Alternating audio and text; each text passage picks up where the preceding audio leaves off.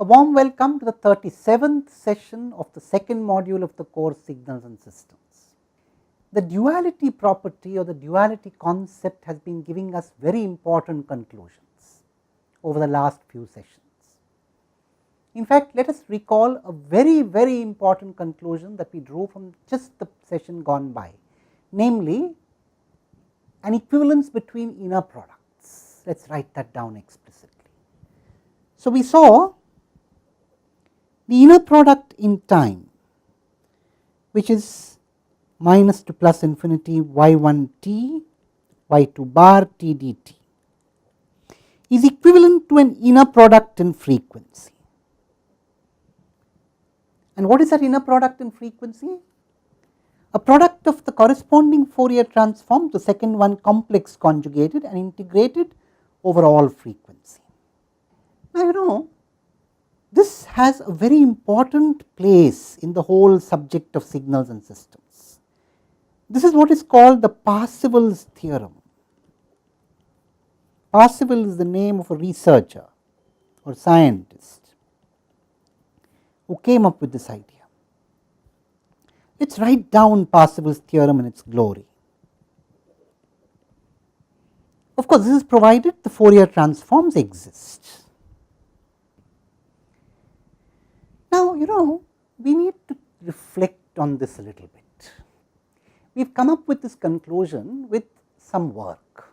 We had to first go through a multiplication theorem, or first go through a principle of duality even before that, and then take a special case of the multiplication theorem and come to this conclusion. We have done hard work, but is it saying something that we do not already know in a smaller dimensional space? Let us take a two-dimensional space. So, there we go, let us take just these two vectors, let us have this two-dimensional space spanned by this page below here. And let me have two vectors, let us call them V1 and V2, this is the origin, and I have two vectors, let us call them V1 and V2. And I can draw two bases. One basis I will show in red, one orthogonal or orthonormal basis. A basis, what is an orthonormal basis? A basis of orthogonal unit vectors. What is a basis? A collection of vectors which spans that space. That means the linear combinations of which would create all the vectors of that space.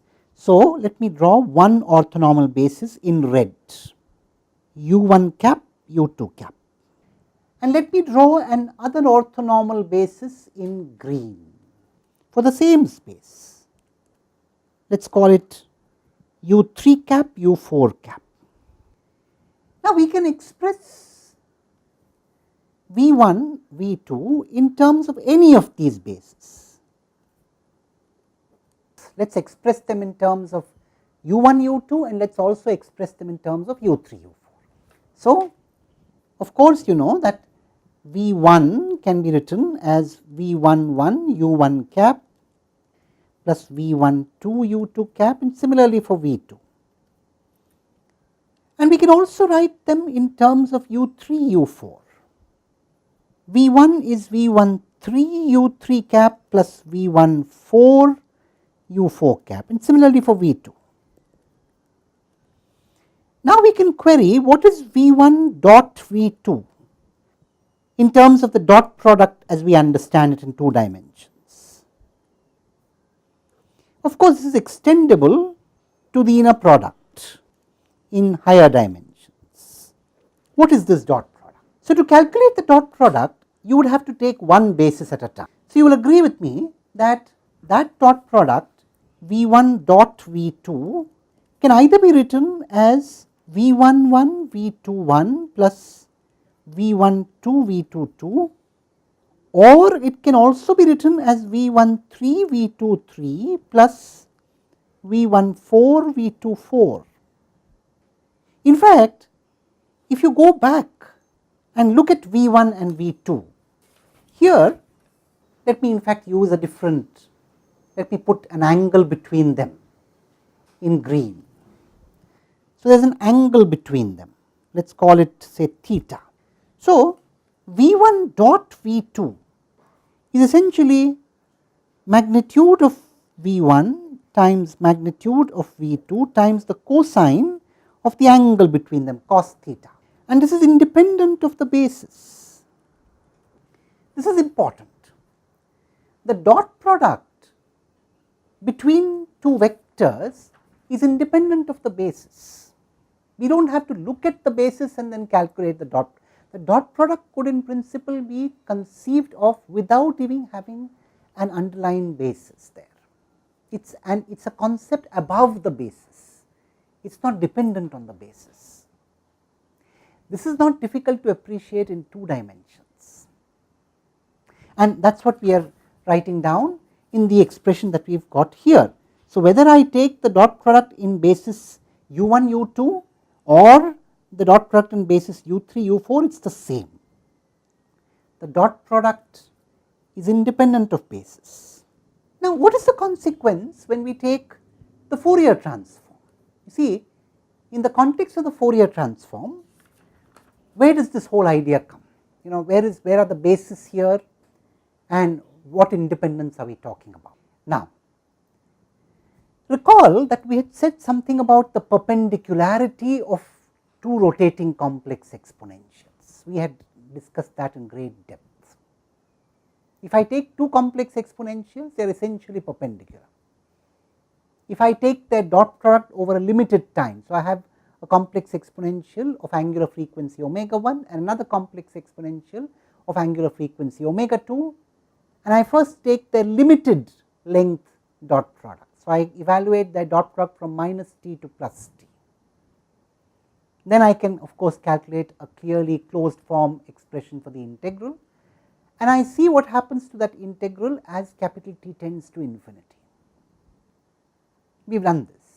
We saw that inner product starts going towards an impulse. In other words, that inner product vanishes as the 2 frequencies start differing when you take the interval going to infinity, and it of course causes a divergent integral as the frequencies coincide, but that is the whole idea of an impulse. So, in a sense what we are saying is that when you take 2 different angular frequencies, you are talking about 2 perpendicular orthogonal functions. Let us write that down clearly. So, we have seen that e raised to the power j omega 1 t and e raised to the power j omega 2 t are orthogonal for omega 1 not equal to omega 2 in the limit when all t is considered. So, essentially what we are saying is, when you write down x t is, let me repeat that.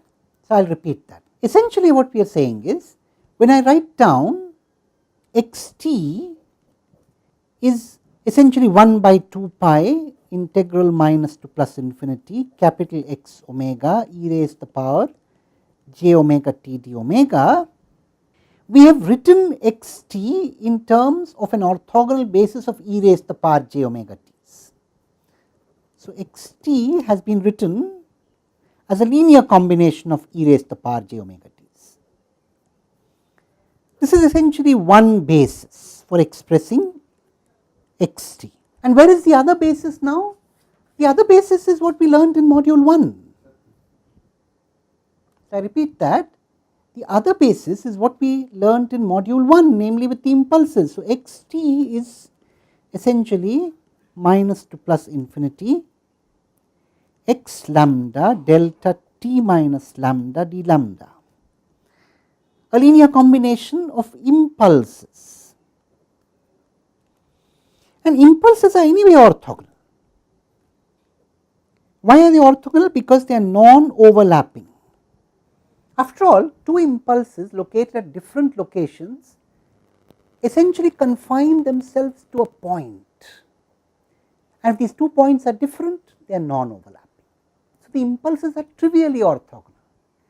So, when we write x t like this in terms of a linear combination of impulses, this is an expression in another basis, the basis of these impulses.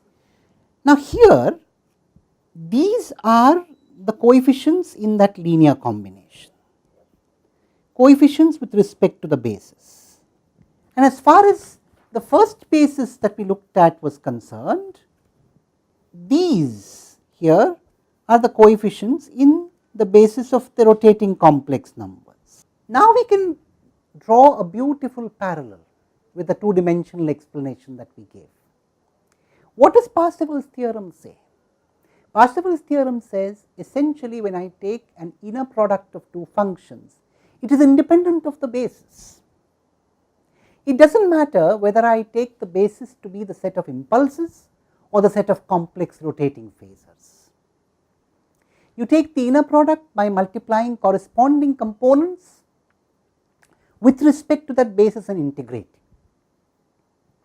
And it does not matter if you choose the basis to be the time basis or the frequency basis, as simple as that. We shall see much more in the next session when we deal with a few more properties. Thank you.